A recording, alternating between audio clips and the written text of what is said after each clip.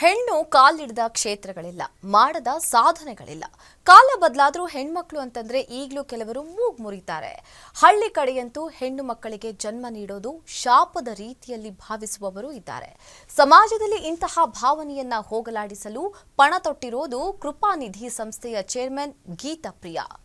ತಾಯವ್ವ ಎನ್ನುವ ಸಿನಿಮಾದ ಮೂಲಕ ನಟನೆಗೆ ಪಾದಾರ್ಪಣೆ ಮಾಡಿರುವ ಗೀತಾ ಪ್ರಿಯಾ ಸದಾ ವಿಭಿನ್ನವಾಗಿ ಯೋಚನೆ ಮಾಡ್ತಾರೆ. ಹೆಣ್ಣು ಮಕ್ಕಳ ಜಾಗೃತಿ ಮೂಡಿಸುವ ಸಲುವಾಗಿ 9 ಜನ ತುಂಬು ಗರ್ಭಿಣಿಯರನ್ನ ಕರೆಸಿ ಸನ್ಮಾನ ಮಾಡಿದ್ದಾರೆ. ನಿರ್ಮಾಪಕ ಭಾಮಾ ಹರೀಶ್ ಹಾಗೂ ಪದ್ಮಾವತಿ ಕಾರ್ಯಕ್ರಮದಲ್ಲಿ ಭಾಗಿಯಾಗಿದ್ರು. ಇನ್ನು ಗೀತಾ ಪ್ರಿಯಾ ಅಮರ್ ಫಿಲ್ಮ್ ಮತ್ತು ಜೈಶಂಕರ್ ಟಾಕೀಸ್ ಚಿತ್ರಗಳನ್ನ ನಿರ್ಮಾಣ ಮಾಡಿ ಹೆಸರು ಮಾಡಿದ್ದಾರೆ. ಇನ್ನು ತಾಯವ್ವ ಚಿತ್ರಕ್ಕೆ ಪವನ್ ಕುಮಾರ್ ಆಕ್ಷನ್ ಕಟ್ ಹೇಳ್ತಾ ಇದ್ದು, ಗ್ರಾಮೀಣ ಭಾಗದ ಗರ್ಭಿಣಿ ಸ್ತ್ರೀಯರ ಜೀವನ ಶೈಲಿ, ಅವರು ಅನುಭವಿಸುವ ತೊಂದರೆಗಳನ್ನ ಚಿತ್ರ ಒಳಗೊಂಡಿದೆ.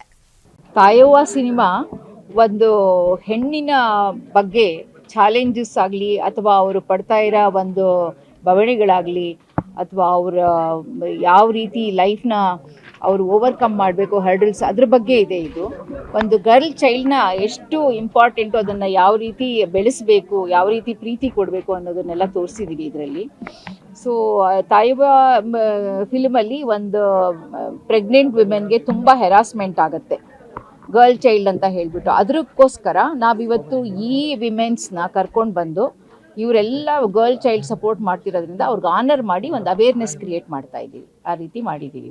ಒಂದು ಹೆಣ್ಣು ಭ್ರೂಣ ಹತ್ಯೆ ಬಗ್ಗೆ ಮಾಡಿದ ಸಬ್ಜೆಕ್ಟ್ ಇದು ಅಮರ ಫಿಲ್ಮ್ಸು ಮತ್ತು ಜಯಶಂಕರ ಟಾಕೀಸ್ ಅಡಿಯಲ್ಲಿ ನಿರ್ಮಾಣ ಆಗ್ತಾಯಿದೆ.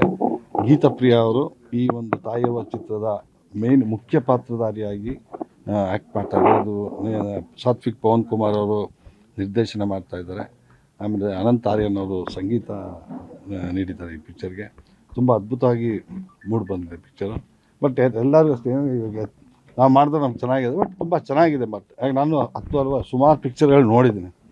ಯಾವ್ದು ಒಳ್ಳೇದು ಯಾವ್ದು ಕೆಟ್ಟು ಎಲ್ಲ ಸ್ಕ್ರೀನ್ ಪ್ಲೇ ಹಂತದಲ್ಲೇ ಯಾವುದು ಇಡಬೇಕು, ಸೀನ್ ಯಾವ್ದು ಇಡಬಾರ್ದು, ಪ್ರತಿಯೊಂದು ಯಾವುದು ಮೆಸೇಜ್ ಓರಿಯೆಂಟೆಡ್ ಒಂದು ಸೀನ್ ಬರುತ್ತೆ, ಅದು ಪ್ರತಿಯೊಂದನ್ನು ಅಲ್ಲೇ ಫಿಲ್ಟರ್ ಮಾಡಿ ಚಿತ್ರೀಕರಣ ಮಾಡಿದಂಥ ಯಾವುದು ಇಲ್ಲ. ಹೆಣ್ಮಗುನೇ ಜಾಸ್ತಿ ಪ್ರೀತಿ. ಯಾಕಂದ್ರೆ ನನ್ನ ಮಗು ಇವಾಗ 8 years, ಅವಳು ಮಾಡೋ ಕೇರಿಂಗ್ ನೋಡಿದ್ರೆ ನಂಗೆ ನಿಜ ನೆಕ್ಸ್ಟ್ ಹೆಣ್ಮಗುನೇ ಬೇಕು ಅನ್ಸುತ್ತೆ. ಯಾಕಂದ್ರೆ ಈ ಗಂಡ್ ಮಕ್ಳು ನೋಡ್ತೀವಿ ಅಕ್ಕಪಕ್ಕ ಮನೆಯವರು ಅಷ್ಟು ಕೇರ್ನೆಸ್ ಅಥವಾ ಏನಿಲ್ಲ. ಮಕ್ಳು ಅವ್ರ ಪಡೋದು ಮಾತಾಡ್ತಾರೆ, ಅವ್ರ ಪಡೋದಿರ್ತಾರೆ. ಆದ್ರೆ ನನ್ ಮಗಳು ತುಂಬಾ ಕೇರ್ ಮಾಡ್ತಾಳೆ ನನ್ನ.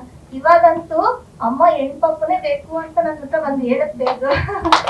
ಅವ್ರ ಅಪ್ಪ ಜೊತೆ ವಾದ ಮಾಡ್ತಾ ಇರ್ತಾಳೆ, ಇಲ್ಲ ನಮ್ಗೆ ಹೆಣ್ಪಪ್ಪನೇ ಬೇಕು ಅಂದ್ಬಿಟ್ಟು ಒಂದ್ ಹತ್ರ ಬಂದ್ಬಿಟ್ಟು ಹೆಣ್ಪಪ್ಪನೇ ಬೇಕು ಬೇಕು ಬೇಕು ಅಂತ ಹೇಳ್ತಾ ಇರ್ತಾಳೆ. ಅವ್ಳು ಮಾಡೋ ಕೇರಿಂಗ್ಗೆ ಹೆಣ್ಮಗುನೇ ಬೇಕು.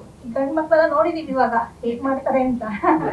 ಅದ್ ನೋಡಿದ್ರೆ ಹೆಣ್ಮಕ್ಳು ಪರವಾಗಿಲ್ಲ. ಗಂಡ್ ಮಕ್ಳಿಗಾದ್ರೆ ಆಸ್ತಿ ಮಾಡ್ಬೇಕು, ಹೆಣ್ಮಕ್ಳಿಗೆ ಎಜುಕೇಶನ್ ಕೊಟ್ರೆ ಸಾಕು.